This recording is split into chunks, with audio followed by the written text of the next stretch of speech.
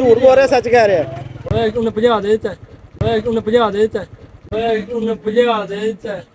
ਯਾਰ ਤੂੰ ਕਿਹੜੇ ਦੇ ਤੂੰ 100 ਬੜਾ 100 ਮੈਂ ਕਿਹਾ ਤੂੰ ਮੰਗ ਤੂੰ ਮੈਨੂੰ 50 ਆ ਮੈਂ 100 ਦੇ ਦਿਆਂ। ਇਹ ਤੁਹਾਡੀ ਸਰਕਾਰੀ ਦਾਇਰੇ 'ਚ 10 ਰੁਪਏ ਤੋਂ ਵੱਧ ਪਾਰਕਿੰਗ ਨਹੀਂ ਹੈ। ਤੁਸੀਂ ਇਸ ਟਾਈਮ ਕਿੱਥੇ ਹੋ? ਲੇਕਿਨ ਉਹਨੇ ਮੰਗਿਆ ਕਿਉਂ ਨੇ? ਅਗਰ 50 ਰੁਪਏ ਨਹੀਂ ਹੈਗਾ ਯਾਰ ਕਿਉਂ ਮੰਗੇ ਨੇ? ਮੰਗਿਆ ਕਿਉਂ ਨੇ? ਸ਼ਰੀਫ ਆਦਮੀ ਹੋਵੇ ਦੇ ਕੇ ਚਲਾ ਜਾਵੇ, ਅਸੀਂ ਤਾਂ ਲੋਰੀ ਹੈਗੇ ਆ।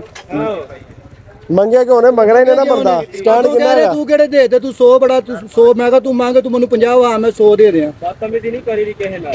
ਅੱਗੋਂ ਕਹਿੰਦਾ ਤੂੰ 50 ਤੇ ਦਿੱਤੇ ਨਹੀਂ, ਮੈਂ ਹਰਾਮ ਦੇ 50 ਕਿਉਂ ਦਾਂ? ਇਹਨਾਂ ਨੂੰ ਤੁਸੀਂ ਸਮਝਾ ਕੇ ਨਹੀਂ ਪਾਇਆ? ਨਹੀਂ ਭਾਇਆ, ਇਹ ਜਗ੍ਹਾ ਟੈਕਸ ਲਾਇਆ ਇਹਨਾਂ ਨੇ। ਬਦਤਮੀਜ਼ੀ ਕਰ ਰਿਹਾ ਯਾਰ। ਇਹ ਤੁਹਾਡੀ ਸਰਕਾਰੀ ਦਾਇਰੇ 'ਚ 10 ਰੁਪਏ ਤੋਂ ਵੱਧ ਪਾਰਕਿੰਗ ਨਹੀਂ ਹੈ। ਤੁਸੀਂ ਇਸ ਟਾਈਮ ਕਿੱਥੇ ਹੋ? ਮਿਹਰਬਾਨੀ ਬੌਸ ਇਸ ਟਾਈਮ ਕਿੱਥੇ ਹੋ? ਆ ਕਿਹੜੀ ਪਾਰਕਿੰਗ ਕਾਦੀ ਹੈ? ਕਿਹੜੀ ਹੈ ਪਾਰਕਿੰਗ ਤੇ? ਕੀ ਵੇਖਿਆ ਕਿ ਤੁਸੀਂ? ਮੈਂ ਆ ਗਿਆ ਉਹਨੂੰ ਇਹ ਬੰਦੇ ਨੂੰ ਪਾਰਕਿੰਗ ਪੁੱਛਿਆ, ਮੈਂ ਕਿਹਾ ਕਿੰਨੇ ਰੁਪਏ ਨੇ? ਕਹਿੰਦਾ 50 ਰੁਪਏ ਨੇ।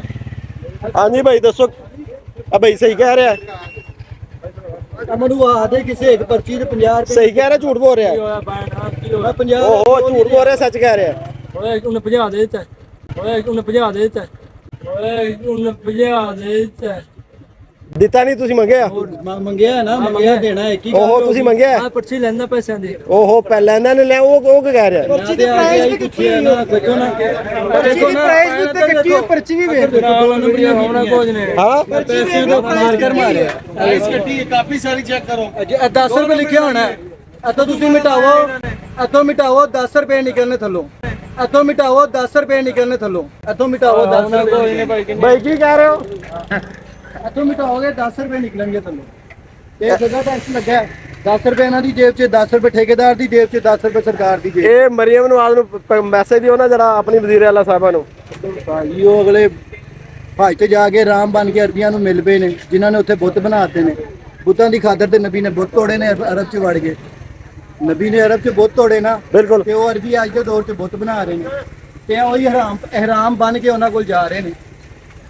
ਅਸੀਂ ਕੀ ਸਮਝੀਏ? ਇਬਾਦਤ ਕਰਨ ਤੁਸੀਂ ihram ਬਣ ਕੇ ਅੱਲਾ ਦੇ ਘਰ ਜਾਓ।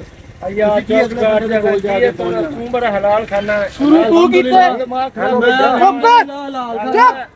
ਹਲਾਲ ਖਾਨਾ ਮੈਂ ਰੰਗਣਾ ਪ੍ਰਾਣ ਹਲਾਲ ਖਾਨਾ ਤੇਰੀ ਆਪਣੀ ਬਣ ਜਾਣੀ ਹੈ। ਵਹਿਮ ਚ ਬੈਠਾ ਹਰਾਮ ਆਪ ਖਾਣ ਦੇ 50 ਰੁਪਏ ਲੈ ਕੇ ਚੜਨ ਦੇ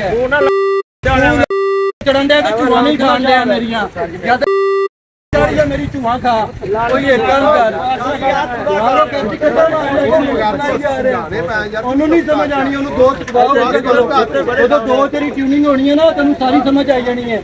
ਜਦੋਂ ਪੂਰਾ ਕਾਲਜ ਆਏਗਾ ਇੰਸਟੀਟਿਊਟ ਦਾ ਜਨਾਬ ਆਏਗਾ ਕਰ ਜੇ ਕਿਸੇ ਹੋਰ ਦਾ